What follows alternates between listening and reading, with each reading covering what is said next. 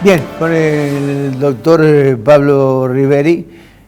politólogo, profesor de Derecho Constitucional en la Universidad Católica, en la Universidad Blas Pascal, en el exterior, en Alemania. Vamos a darle un perfil, a ver, de análisis a lo que está pasando en el país desde el punto de vista económico. Y uno debiera preguntarse si uno, a esta altura de las circunstancias, puede hablar de especulaciones políticas entre uno y otro sector que, de oficialismo y oposición, se pueden dar el lujo de tenerlo con un país con el 50% de pobres y toda la ristra de niveles socioeconómicos desfavorables que tenemos como país, no como república. Ricardo, gusto. Pablito.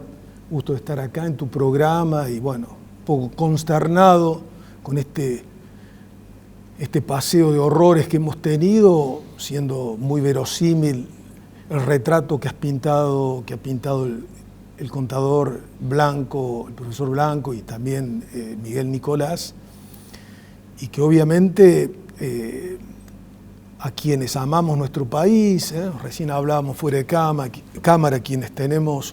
un compromiso familiar, que queremos que nuestros hijos puedan tener un futuro mejor, y conocemos un poco cuáles son las condiciones de posibilidad de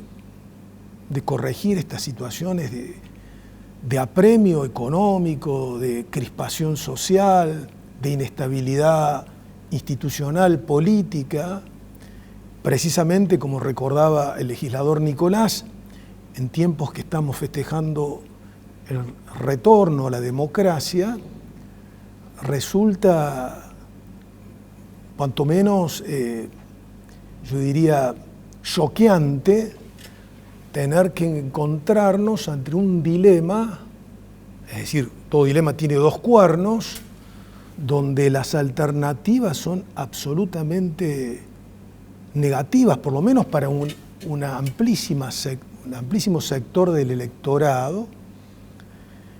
y que sin lugar a dudas hoy tienen que enfrentar, porque así es el diseño institucional, una opción que es una opción de hierro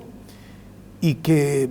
bajo ninguna circunstancia, de hecho era parte de un discurso, una forma muy curiosa de argumentar que tenía el expresidente Macri, es decir, tenemos que elegir ir en un auto sin control a más de 100 kilómetros por hora o abrir la puerta y arrojarnos. Yo creo que no seduce mucho la alternativa que nos está proponiendo el presidente Macri con quien fuera la candidata Patricia Bullrich, y desde todo punto de vista creo que ese tipo de metáforas, a mí se me ocurría el avión, parece que tiene problemas, puede ir en picada y nos están dando un paracaídas para que saltemos a 10.000 pies de altura. Yo creo que a muchos de nosotros esto nos aflige, nos pone en una situación que, por ejemplo, contradice desde el punto de vista práctico lo que yo suelo enseñar en la facultad. Esto es, de acuerdo al diseño constitucional, hay un primer voto que es sincero. Por supuesto, hay quienes también utilizan estratégicamente en una primera vuelta el voto, y se entiende que para que el próximo presidente tenga una auténtica legitimidad, estas opciones, esta alternativa, va a asegurar que los votos válidos emitidos van a contar con alguien que tiene más del 50%. Pero sucede que, y eso es algo que recién hablabas con el legislador Nicolás, que la posición del presidente de la Unión Cívica Radical, y creo que de muchos argentinos, de tener cierta prescindencia, de plantearse frente a este dilema una alternativa que es no optar por ninguno de los dos, o por lo menos que no haya un posicionamiento político, votar lo menos malo como un acto desesperado, ¿sí?, en un tatetí frente a las papeletas, es la epítome de una decadencia política, de una miopía, en donde los partidos, la dirigencia más importante, más encumbrada de oficialismo y oposición, no solamente han sometido el país a políticas públicas desastrosas, sino también una degradación moral, lo exponen al elector a tener que hacer ese tatetí o a tener que utilizar cálculos utilitaristas de si le conviene arrojarse del auto en movimiento, porque la democracia argentina no ha sido capaz de proponer alternativas de futuro. Esa metáfora del auto en movimiento, de tirarse en el auto en movimiento, es muy identificatoria de lo que está sucediendo en el país. Y yo quería preguntarte, nos tiramos, pero ¿quién maneja ese auto? Bueno, ese es el tema. Yo personalmente, yo quiero evitar esa lógica, hablando de periodistas porteños o literatos devenidos periodistas. Jorge Asís usa también simbólicamente el nombre de el ángel exterminador cuando se refiere a Macri. Es decir, esta idea es una idea bíblica, el famoso libro, la tercera gran novela de Sábato, Abadón el exterminador, supone una situación apocalíptica, es decir, una situación donde hay cierto mesianismo, una situación o circunstancias donde nos enteramos de que el mal existe, que vivimos en una situación, yo diría, prácticamente en los albañales, en la cloaca de la realidad, y parece que hay sujetos que no es que necesariamente reivindican el bien, sino que se encargan de aniquilar a propios extraños. Yo creo que la decisión de Macri, desde mi punto de vista, ha sido sumamente equivocada. Imprudente, porque ha roto lo que podría ser una rémora de esperanzas. Esto es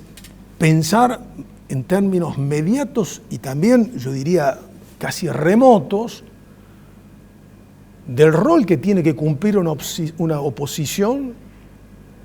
que tiene más de 6 millones y medio de votos,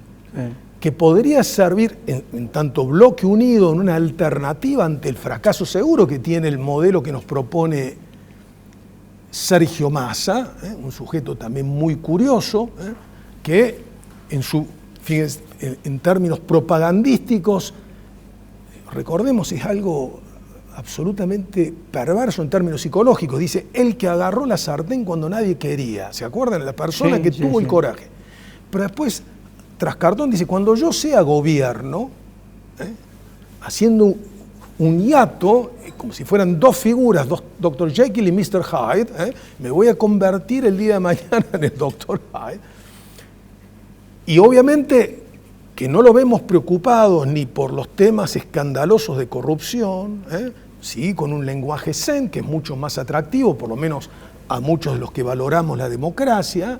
mucho más mesurado, que convoca a la unidad nacional, que es un tema muy importante, quienes pregonamos que hay que salir de la grieta, pero que en realidad está rodeado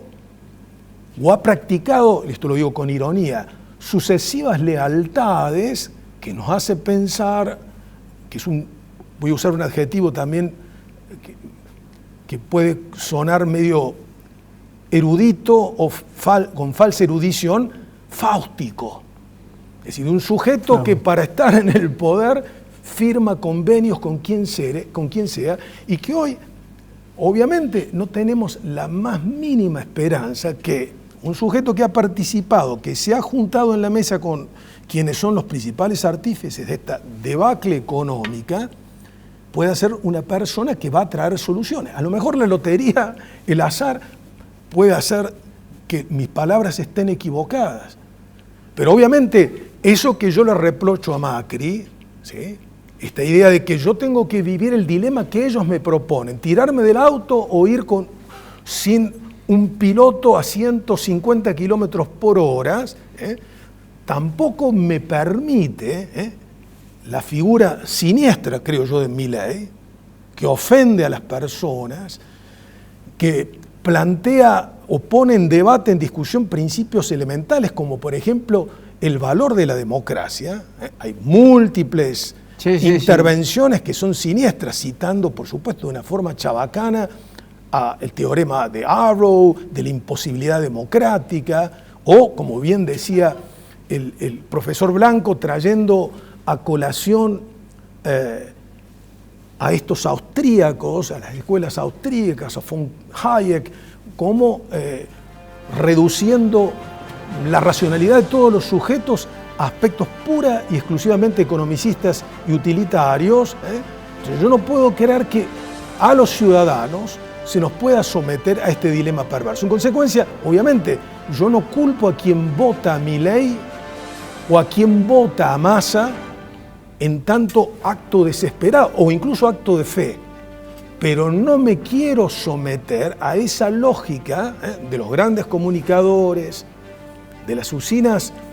demoscópicas que quieren movilizar el voto anti-K a otro dilema que puede ser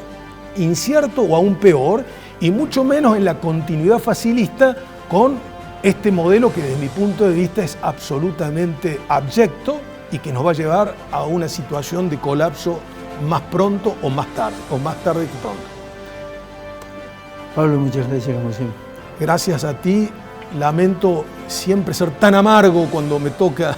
venir a participar en tu programa. Es la realidad. Saludos a la audiencia. Vivimos la realidad. Gracias, Pablo.